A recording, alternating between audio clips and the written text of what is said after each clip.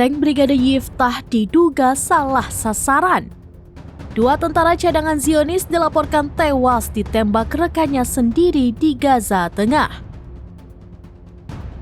Selain menewaskan 2 tentara, tank IDF juga melukai tentara lainnya. Mengutip Tribun News, 2 tentara yang tewas diidentifikasi sebagai Ido Afif 28 tahun dari Kiryat Bialik dan Kalkidan Meharim 37 tahun dari Ethiopia. Menyusul kematian 2 tentaranya, pasukan pertahanan Israel meluncurkan penyelidikan. IDF mengklaim serangan itu adalah tembakan ramah yang mana tentara tak sengaja melukai atau membunuh rekannya.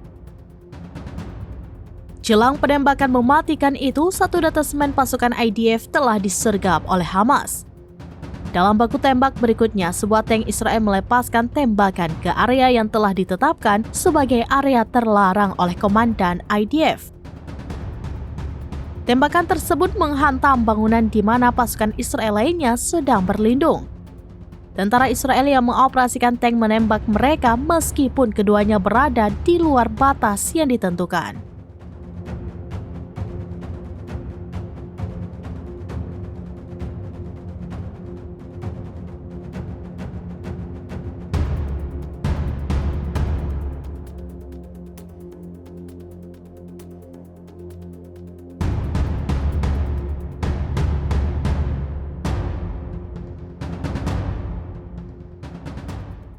Download Tribun X sekarang, menghadirkan lokal menjadi Indonesia.